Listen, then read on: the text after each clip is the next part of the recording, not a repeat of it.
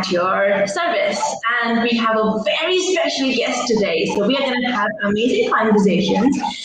And one of the most amazing things about today's conversation is that both of us are neurodivergents. So the psychologist that you're going to meet today and the conversation that you're going to listen to is coming from our heart. And I hope that you not only would enjoy, but ask us questions that are either bothering you, that you have been thinking about, or maybe you have just experienced them or saw somebody in a certain situation and you think that we would be the right people to whom you could ask those questions. So thank you so much for joining us. Dr. P, how are you? Thanks, Ms. MP, for having me here. I'm doing really well. Thank you so much for asking. How are you today? I'm good. I'm happy, with respect. You know why I'm happy? Because early in the morning today, we had a chat and it was so enlightening with respect to the fact that there were such different perspectives that we could bring in when we are talking about mental health and neurodiversity. Now, this was everybody who is joining us and who is listening to us, we had an early morning chat, early morning for me in India at 8 a.m. We had a Zoom chat, and it was one of the most empowering ones for me. Especially because it was a panel of psychologists and all of us were neurodivergents, and we could, being all three of us as ADHD, I think it was so interesting to see us complete a task on time. That was one of the things that I really enjoyed. What did you enjoy about today's conversation, Dr. P? I loved how candid it was and how we all managed to share different things from our different cultures and speak in very everyday language. And I really loved how you illuminated that bit on the economics of mental health and changing mental health in your country. And it really made me think a lot about sex and how can we, obviously that's a structural issue. But when you think about what we can do, that's simple, that's free, and that's takes up very little time. Yeah, and I think that's something that often is not even discussed when we are studying psychology. This is something which is such an important aspect, not just of the DEI discussion, but it is also just the basic human factor that we need to take into account. So that's the conversation, guys, we had. And if you want to learn more about, and if you want to hear us from our conversations early in the morning, you could check out the link in the comment section. And I apologize for on behalf of Dr. Lutza, and actually it is my mistake. I happened to schedule this chat at 8 p.m. instead of 8 a.m. my time, and hence the whole confusion where Dr. Lutza is actually in Australia and it's too late for them. So you can hear her although in the comment section below. She discussed a very, very beautiful and insightful model, which is BioPsychoSocial model, which discuss about how mental health is not just the conversation that we talk about, just the psychological part or just the social part or just the biological. However, it is a combination of all three plus the economics of the society right now. Dr. P is actually, I would say, I admire her for her resilience. I recently came across her actually, so it's not like the long lost friends. But then, I already admire her for the resilience. I mean, if you can go and check out her articles, whoa! I think they will blow your mind with the insights that she has, and also the kind of empathy that she brings in, even in her articles. I am just curious. The kind of work that you do with, A-level leaders. Could you share a little bit about yourself, Dr. P? Sure. So I work with Type A perfectionists. So these are impatient leaders who basically want to perform and lead at the best always. And they have basically cut corners in other parts of their lives at the expense of their brain, their rest for a long time. And now they're realizing that what got them here won't get them there, or that too many things in life is suffering and the suffering is piling up. So, like damage being piling up and they can't take it anymore. So that's when they start realize that they got to come to me. And the other group that comes in basically is because they don't need to really solve a problem, but they want to get to the next level. So either way, I'm here to help them to perform and lead at the best always, and also sleep like a cat. Because to me, sleep is very important, rest is very important. And I'm not just talking in terms of absolute 8 hours of sleep every day because everybody sleeps right. What I'm talking about is the kind of peace of mind you have in a good bed. So, are you able to go to bed with a peaceful heart and then sleep? And then do you wake up refreshed and looking forward to your day? I mean, obviously, in life, there are going to be seasons and days when things aren't always smooth sailing, right? So there's chapters up and down, there's exciting bits, there's fear bits, there's risky bits. But generally, if you zoom back and look at the pattern of this chapter in your life or your life in general, do you like your life? Do you like who you are? Do you like who you're becoming? That's interesting. I think, most of us are struggling with this in that case. Do you think so? I think so. I mean, because like I've also struggled with that. If you read my story, I've suffered from panic attacks when I was younger. I was with a narcissist and a psychopath. I mean, the same person in a relationship with that person, and that really broke me. And then, of course, with every family that we come from, our families' origins also have their stories and things that we fight with and struggle with, and so these are things that we either look at our lives and decide that, hey, there's something that I can do about it, and I would like to finish my life one day, when the time comes, with a sense of peace, knowing that I've done my best, impacted the people I need to impact, or I can just escape and escape and escape.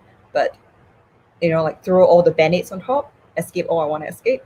But then it's my day-to-day life, is my head, is my heart a really fulfilling place? So that's a question that many of us are faced with. And if we choose the first one, to actually sort something out and take control of life and live that purposeful, meaning life with fun and enjoyment and stories and color at the same time, depending what you want, then I think that's a good thing. I think that's a great thing. I agree that it could be a great thing. Do you think it is achievable for the general population? I mean, I know that a lot of makes a good and stable life. So, okay, so first let me go back a bit into theory. Okay, so since the time of old, philosophers have always asked what's a good life, right? So the good life is a happy life, the purpose-driven life, or the what's that? The colorful life, the interesting, colorful life. And the first one, the stable life, the happy life, is actually characterized by joy, contentment, and stability. But we've also found that that's also correlated with your lot in life. So if you happen to be born in a country that's poor or war-torn, or a family that's very, very difficult, then of course it's harder for that to happen because structural issues are already against you. So we cannot discount the fact that there's a lot of things that sometimes for us, the odds are piled up against us. So, but for most of us who are able to achieve that, then I would say that, yeah, like you have to do the hard work. It's kind of like wanting the body that you want, right? Getting the health that you want. Nobody really wants to go to the gym. Nobody really wants to go and run, like I would rather open my freezer and grab ice cream. But I don't, unless on something, right? So that's basically it. We got to make the choice and ask ourselves what we really want from our lives. Yeah. What are your thoughts So, about it? do you think that a purposeful life is a happy life?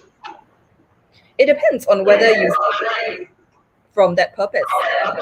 Ah, Sometimes people have amazing. a purpose I mean, okay, like let's put it this way: the human brain can make meaning out of everything, right? You see how your Yeah. how you can rationalize anything of it, right? So I call that cognitive. so so we can make purpose out of anything. We can have a lot of purpose from helping other people, but then if we don't help ourselves, sometimes we help other people as form of escape, right? So if we don't help ourselves and we don't create a life that we really want, if we don't have that sense of peace and contentment in our hearts, which for me personally is a very big benchmark on how I want to live my life, then a purposeful life won't necessarily be a happy life.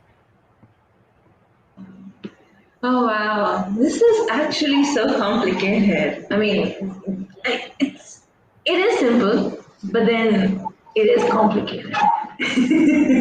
Yeah. So let's bring up a question that we were asked in Okay, the chat in the morning. Yeah. sure. That was asked by Joe, where he was, inquiring us about how is it that how neurodivergents experience mental health, and what are the determining factors to it. Let's take that question, and maybe it could help somebody who's listening to us. Actually, right, like maybe we should start with what Luza said, because I thought what Luza said was very, very enlightening and really put the science to that. So would you like to do that, or do you want me to say what Luza said? I think we can cover both the things. I mean, your perception and Lutza's perception. So I feel like what Luza said was, like the science and the numbers behind it was actually very, I don't know, today in particular, it hit really hard for me. So what she said, as neurodivergent, our nervous systems are wired differently. So, for instance, let me for people who don't understand what that means. Okay, so you have two people, and I can hit them with the same intensity. One person might go, "Ow, it's hell!" Like right. The other person might not. Okay, that's because all perceive pain and other different things in the environment very differently. So the same sound that pisses the hell out of you may not even bother us, or may actually be pleasant to someone else. So what you said in terms of numbers was that for neurodivergence, we have to filter 3 to 4 times more all the information that's being delivered at us. So imagine if you're just hearing something at volume 5, a neurodivergent may be hearing at volume 20, which means it's extremely overwhelming. So to begin with, your nervous system is overloaded. You have to filter through that. You don't know it's being overloaded. You kind of think what's wrong with you. And just what's wrong with you incinerates more energy. And also what she also said that to put that all together as a summary was that neurodivergence, we find it very hard to relax because our parasympathetic nervous system pathway is a lot less, or we just don't really know how to kick it into gear. And we also don't sleep as well as neurotypicals. And to add to that, also what I've also realized is that neurodivergence, sometimes we forget to eat and sleep. And sometimes, and especially when it comes to sleep, right? Like, so my favorite statement that I actually say, is that that's food for me. For me, that's food and water. My goodness, I can absolutely forget, and then I will be starving. I mean, I would be famished, and that's when I would realize that, okay, I have been angry only because I haven't had food. And that too, I realized quite later in my life that how this whole biopsychosocial model is, that's something that applies to all of us. And if we can take that into account while we are trying to take care of our mental health, I think it will help us as neurodivergents. So one of the first things I do with my clients who identify as neurodivergent, or basically what we will say is you have a fast-paced brain, right? Because a lot of them, when they don't know they have ADHD, neither did I. Okay, so your fast-paced brain, right? Okay, so do you forget to eat and sleep? Yes. Okay, let's sort your eat and sleep first and foremost. Most important thing. And like one thing I very infamously tell people is, when I'm awake, the world is so beautiful, I don't want to sleep.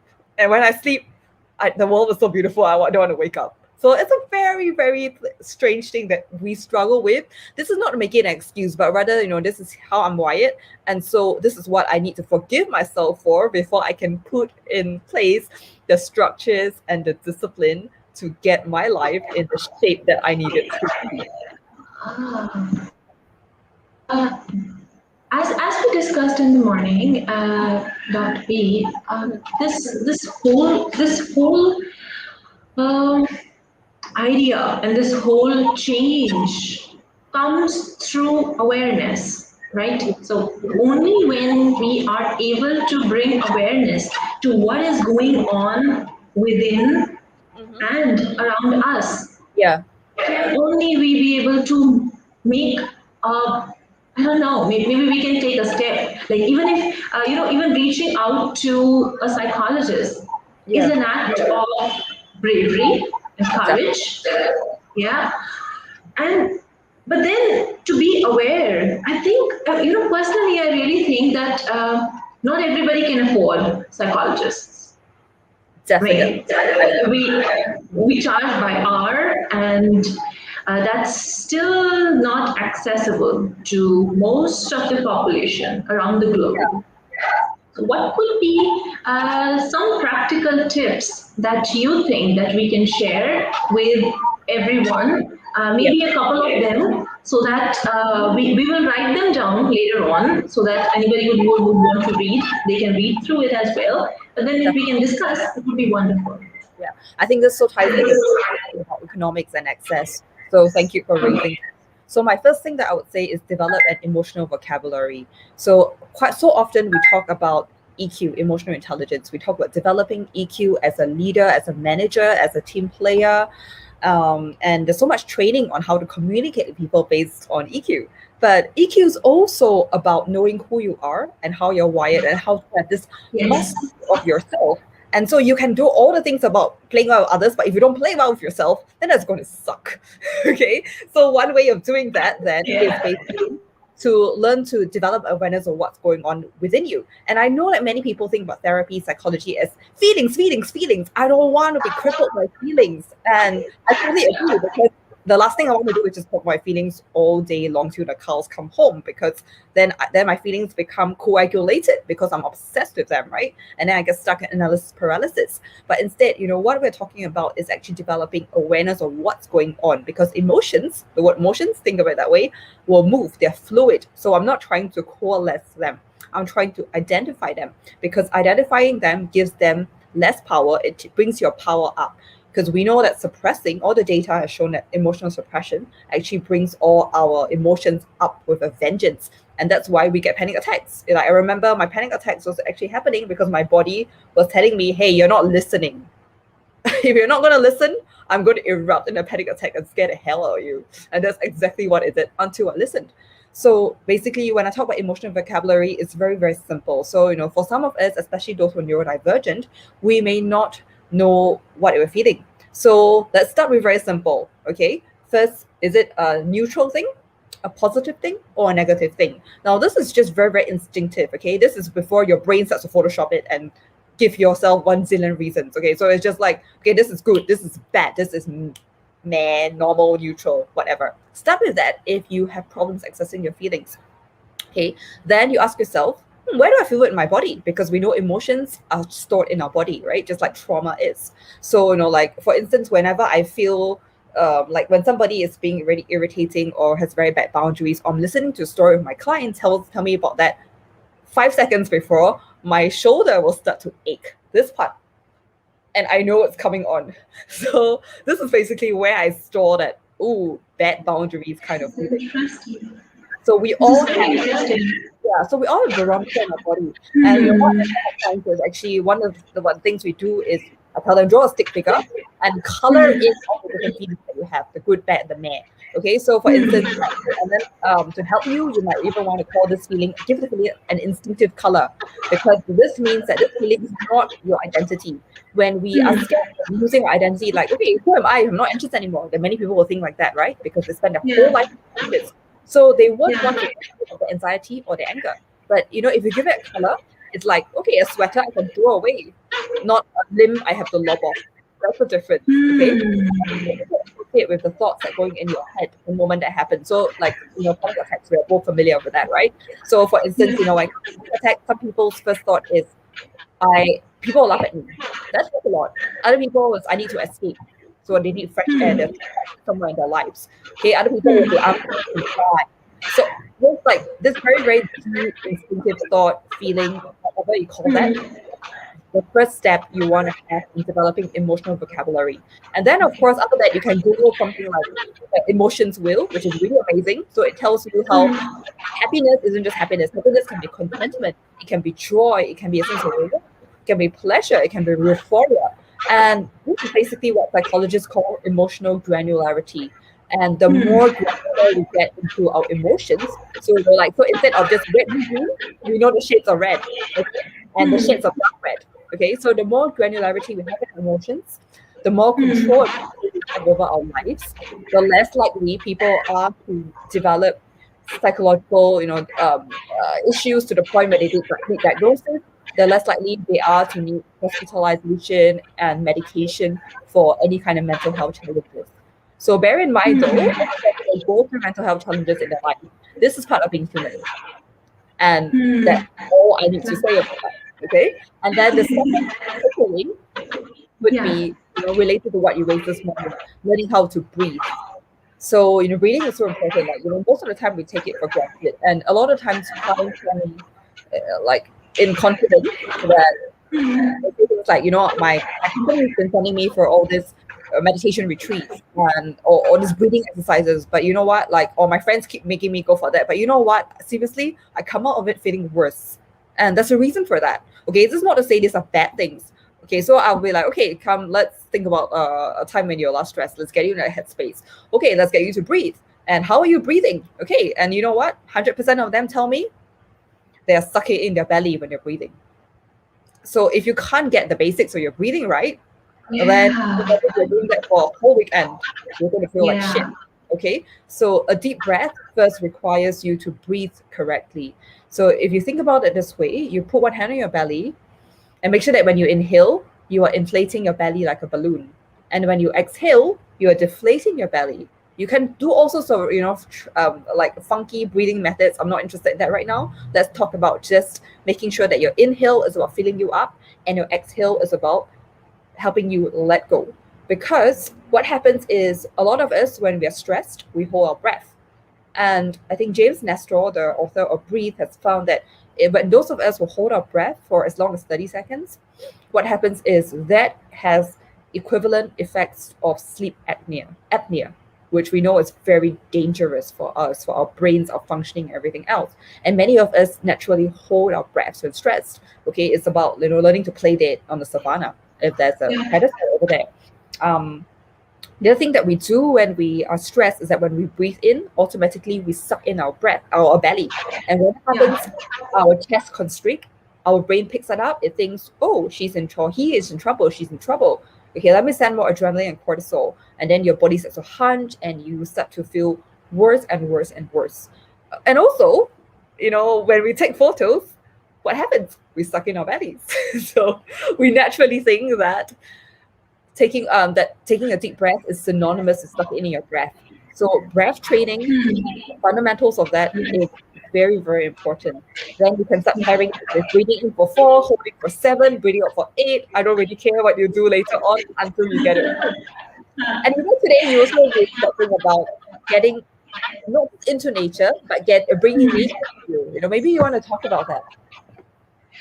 Oh, nature therapy is something that, is so close to my heart. And that I'm actually a small town girl. I was born and brought up in this very small town, and it was quite peaceful and, very spacious, lots of trees. And then I moved to New Delhi, which is a metropolitan city. So there was such a stark difference between how I was raised, and then honestly, there was a difference in how I behaved when I was in a metropolitan city. Behaved in the sense that that was the place where I had my first panic attack. Now that I look back and from my reflections and those meditative sessions that I had, I figured out that I was depressed for a long, long time. I mean, especially after this personal experience that I had with, molestation, sexual molestation at my own home, I did, of course, I forgot that, and then only through by, delving deeper inside that I could figure out that something like that had happened. So Yeah. coming back to how nature really helped me. So once I was in that metropolitan city, and then I lived there for a number of years, good number of years, almost more than half a decade actually. And then when I realized that, these cities, these big places are not making sense to me. I am more and more agitated. I'm anxious. It was like I don't want to live. And these intrusive thoughts were so recurring that when I took a decision to move back to the jungles, I mean, that was my first project that I took after completing my studies. So it was in the jungles working with tribal or aboriginal tribes, children there, for their mental health and developing their skills. I could figure out that this is such an important aspect of us as humans. Yeah. I mean, we are born out of nature, and that's where we are going to go back. Now we look at it from science or spirituality, that's the truth. We are just made out of what is around us. Definitely.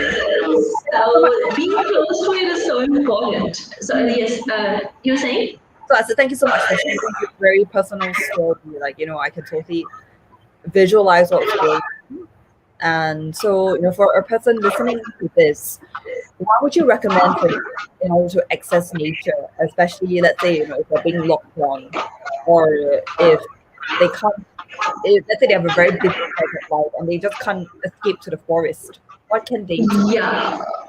I mean, that is one of the challenges these days that my clients, share that, yeah, we have been practicing nature therapy in our own ways. I mean, that's something that I, encourage my clients to do, that it's not me who's going to tell you how you connect with nature, it's your choice. So some of the things that, I have been recommending so far, maybe it would help somebody listening to us or watching us later. One thing is, if you can't go to nature, bring nature to you. So if you can't be in the nature, be with it. Maybe just have a plant or two around at your home. It really helps. And then green color as a color itself, and if we have a little bit background in it, we know that green color helps us calm down. Yes. So if you can't do anything else, just watch nature videos. If that's all that you can do, then just go for it. I mean, spend time in nature, spend time with nature, whichever way possible. If you have a pet at home, awesome. That's a part of nature. And if nothing, if you have your partner, I think we can try to look at them through the lens of being a human first than anything else. So if we can bring that kind of perspective, I think we can do better with our lives in general. Does that make sense to you, Dr. P? Totally. I mean, showing people how to integrate things into our lives, because no fault of clients or anybody who's listening, but rather, it's just human nature. We like to, we often find ways to shut down solutions because we're trying to always figure out why something won't work for us. Because Newton's first law, right? Object in motion stays in motion. An object at rest stays at rest. We always resist any change that's going to be made. So, what you have just said, basically, is going to help people whose brains immediately run or leap into that. But I don't know how to do nature. I cannot access nature. So you're showing them that you can bring nature to you. And I think that's very, very empowering for most people, especially, those people, because, when we're anxious and we're depressed, our brains tend to always look for the bad solution. And it can present that in such a logical way that we totally buy into that. Yeah, another way, could be that, reading or listening about nature. Yeah. Because there are so many lessons that we can learn and go back to our basics, which could again help you be better, take care of your mental health, especially as neurodivergents. I'm sure you have. I'm sure you have similar experience with neurodivergence. That they are quite concerned and connected with the world in general, and maybe a little less connected with humans per se. Yes, totally agree with. Definitely. So this is why we need to spend a bit more time to bring the structures in our lives to help us to have that foundation that helps us to thrive and helps us to shine as who we are, because we can all have the amazing quirks and gifts, but if we're not connected with ourselves and we're not connected with other people and nature, then there's no way in hell we're going to be able to shine. So that basically defeats the point of being the amazing people that we are. Yeah, we are amazing people. I mean, like, this is in terms of neurodivergence. I think neurotypicals, we all have amazing things about us. And quite often, people, when we are struggling on mental health or languishing, as Adam Grant would say, we tend to not see how amazing we can be. And this is Yeah. without being and trying to put your own horn, but rather in terms of just a very objective evaluation that everybody has got something amazing that they can offer in life. Yeah, I agree. There are such good things out there, but then life is gloomy right now as Yeah. well. So it's challenging, I'm sure, for many of us. And Yeah. if anybody wants to reach out to us, to Dr. P, to I, to Dr. Lutza, please don't hesitate. We are neurodivergents and we love to chat. Yep. And we know how our brains are wired. Maybe we don't know 100% what your brain is like, but we know the general patterns and we understand. Like, for instance, the first thing I'll say is, are you eating? Are you sleeping? Do you forget to do that? I think that's something that strikes a lot on neurodivergence. They're like, oh, you really understand? Yeah, and I usually ask this question to people, my clients, that for how long can you pay attention? Yeah. And how often? I mean, especially even in the video chats, if the person is quite often moving and they are not still per se, even if they are women, men, or any gender, it doesn't matter. Yeah. It's a quick red flag that there's a possibility that this person is neurodivergent, especially ADHD. I mean, that's something that we can relate to. Yeah. And now this brings me to another question, Dr. P. As ADHD women, Mhm. when were you diagnosed with ADHD? Actually, I was never officially diagnosed because by the time I realized I have ADHD, there was nothing a diagnosis could actually add practically to my life. Like, I couldn't bring to an exam or employment place to say that blah blah blah, because I already had developed enough strategies and self awareness to be able to get around that.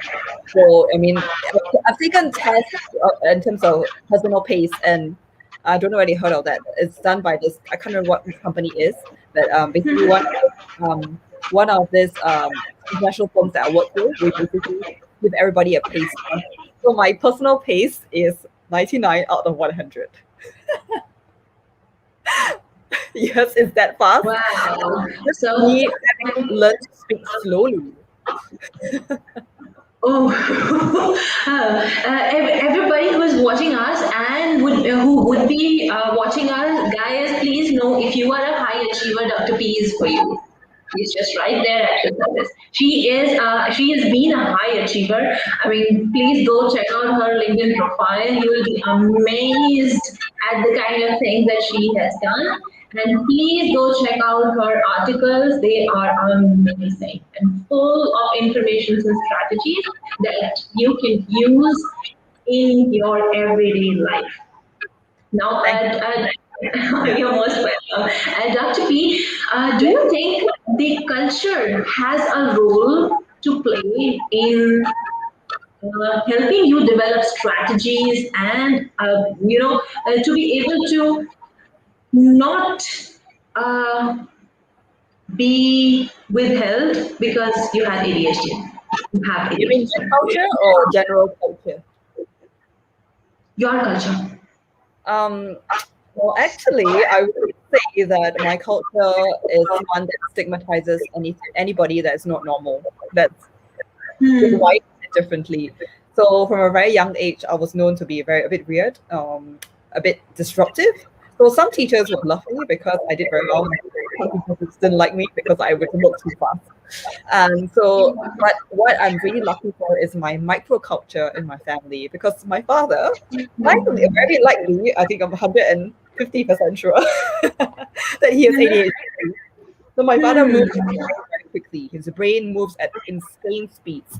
He walks like a horse. Like, okay. So since Uh, train us to be quick, to learn to be adaptable, and even then, so when it comes to things like ADHD brains, we tend to be quite scattered at the same time, right? So I think he kind of trained himself without even knowing it. So he'll be telling us, okay, this is like giving us this like mental checklist of what you need to do. But so when you're in a certain place, okay, it's almost like your brain works in flow charts. If this, do that. If that, do this. So in that sense, because I was wired by my father that way. I think I've been very lucky in terms of my microculture to have learned how to basically be less scatterbrained. So that while that was an issue when I was younger, as I grew up, I learned. I read so like things like things like cheese and all that. I don't lose them because of how my father has trained me. But I also know that there are plenty of other neurodivergents who have issues with that, like my friends or my clients. So this is basically me extrapolating like the flow charts and the skills and developing that whole checklist in your head. That can be very, very useful. And then of course, like what I wish that my culture would be a lot more forgiving of people who have ADHD, people with dyslexia, people with autism. But it's generally a case where if it's not so severe that you deserve or that you're entitled to special education, then the rest of us all fall through the cracks. And then one day, overseas, we happen to meet each other. So, those of us who come from the same background, one day overseas, we recognize each other. And we are like, we all fell through the cracks. We never knew until very, very much later. And while I understand that cultures change, the conversation on mental health is evolving, like you said today earlier on, especially with the Gen Zs and the millennials. So my wish and prayer is that there can be people who will take care of people like our younger selves. Yeah. Yeah, so in that case, the executive's functioning skills, Yeah. as we say that people with ADHD or ADHD, so ADHD impairs a person's executive functioning skills. So, Yeah. do you think, without knowing that you were learning executive functioning skills at home, you were taught all of that? Definitely. I was definitely learning all that. I mean, like, but there were also things like delaying gratification that I found very, very difficult. Um, so the moment I went to the UK and had a bit more money, I started eating nonstop because I just couldn't stop. I couldn't plan. So later on, I had to use things like, okay, what's my motivation here? To be healthy, to be fit, to look good, to fit into all my clothes because they're really expensive, things like that. So I use all these motivations to get my executive functioning to kick into gear in order to get me structured. So, it was all quite a big challenge to learn in my life, but something that because I have learned it, I can shine as a neurodivergent. Dr. P, I'll just highlight since it's close to 40 minutes and Yeah, we wanted to have this session for 30 minutes. yeah. I'll just share this lovely, beautiful student of mine who is just saying hi to you. He has joined us from YouTube and he just wanted to say hi to you. Hi, Aditya. Yeah, he is one amazing guy. I mean, he is beautiful and he's been very supportive of the work that I do. That's fantastic. These kids are amazing, I must say. Yeah, and I So yeah, your work must be so amazing to be able to nurture the next generation. yeah, I mean, I must say that I feel blessed to connect with kids because Yeah, they are the future, and I think all of us are working for them. And yeah, hence, it's the greater responsibility that we have to be and behave in a certain way, especially which empowers others. So, thank you very much, Dr. P, for sharing your practical suggestions, especially the one that you said where you need to focus on your breath. So yeah. leave everything aside. No, mumbo jumbos, no nothing. Just focus on your breath. Mm. And once you And have that, then you can go ahead with other strategies, right? yeah, this is something that's free that anybody can do because when you breathe correctly, all you need are 3 breaths, and that basically Yeah. takes 5 seconds. If you have 5 seconds to wash your hands, touch your phone, you have 5 seconds to breathe. Okay, so there's no excuse with regards to that. Yeah, but then for especially for us neurodivergents and type A Yeah, leaders, I think it would be relatable that we forget that yes, this is something that we need to focus on. yes, So that I think it would be a good idea to set a reminder mm. on our phone or any technological stuff that we use so Yeah, that we can come back to our breath yes, throughout the day, and yes. that could really, really change our life. Definitely. And I do myself personally is when I transition. So in between different activities, like after this call, so I will transition to the next thing that I'm going to do. So I will take this 3 deep breaths as a way of just clearing. And that, so this reminds me to reset my brain all the time. Wow, I still struggle with that, but that's what I'm gonna try now, Dr. B. Five After seconds. this call, Try it yeah, and I will. you have five Yes, seconds. because I still don't do it as often as I should. So I think I'll try it after this call. Oh, there's David. Say hi, David. Hey, David has joined us. Hey, so nice to have you here. So I think more or less we could cover what we wanted to. Yeah, there's just one more thing that I want to mention, which is the explorer mindset, which can really change the way we function. Now, this is something that I'm still working upon for myself, but then the results so far that I have observed are amazing. Like, with this, so this whole model is available on the internet. It is by National Geographic, and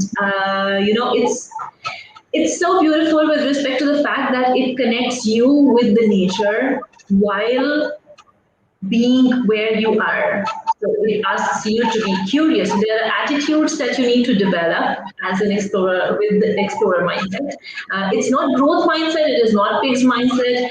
This mindset wants you to be who you are and not be inhibited by the boundaries that we need to set by the culture, by the expectations of the family members or anything. It wants you to be curious first. That's, I think, something that we can leverage upon. Definitely. Okay, so anything that you would want to share or ask our audience to focus on, Dr. So P? I guess like as a takeaway thing, what I'm guessing is that most of the people who are tuning in will be neurodivergent, and it can be very discouraging in a world that promises to be something else.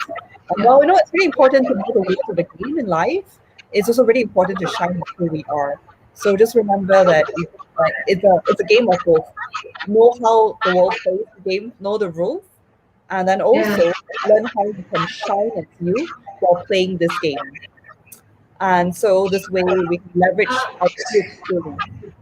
Here, so the rules that you are talking about, Dr. P, are they the rules of the world, or they are the rules that we are born with? So there's something within that we already have. So do you want us to be in touch more with ourselves and know more about how we function, or do you want us to focus on the world? Both of that. So, for instance, if you give an example, as a person with ADHD, I used to speak really, really quickly. I still do that with my brother because he's the only person who understands. And when I speak really, really quickly, I mean 5 times the speed. Okay. So, if that's 5 times the speed, nobody will ever understand. No. Okay. Are you So sure?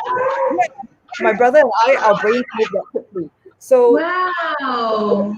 that I can actually shine with all my ideas is to actually make Yeah. myself comprehensible by people, which means I cannot get pissed off and say, why is everybody so slow? Why doesn't everybody's brain understand? No, I need to understand Wow. that in this world, we need to speak in a comprehensible way at a certain speed that doesn't overwhelm people.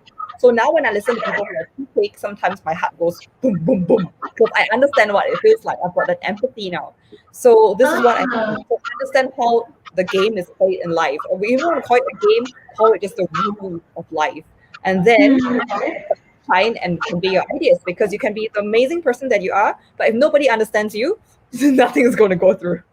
I think that's something that most of the neurodivergents struggle with, because when we talk about financial aspects of being a neurodivergent, that's what we struggle with. Like, we don't understand the world around us. We often don't, because it is really difficult for us to see from the other person's perception, simply because it doesn't make sense to us, and Yeah. then the resources around us are not available, which can help us understand ourselves better so that we can understand others.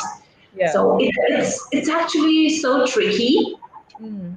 to be able to follow the rules. I think we do need a follow-up session with you, Dr. P, to be able to share strategies with people that work for you.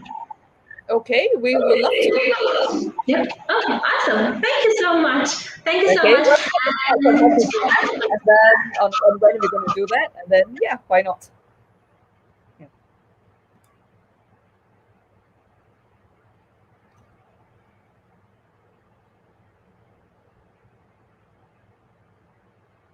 Yeah. Miss MP, your mic is muted.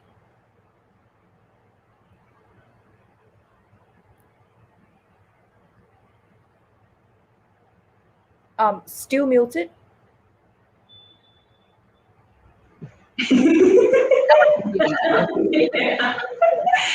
So everybody who's watching this, guys, please go check out Dr. P's profile.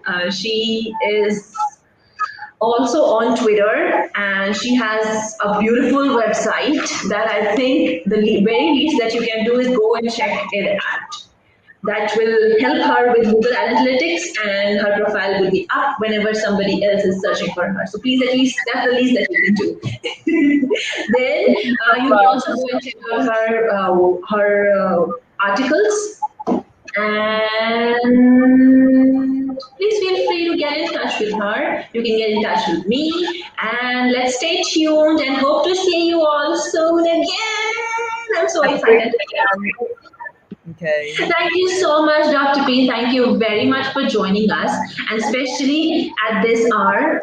I am looking forward to being in touch with you and learning more stuff from you. Likewise, I would love to learn more about your stuff and your expertise, especially when it comes to kids, because that's so useful too. Okay, have a good weekend. Bye. Bye bye.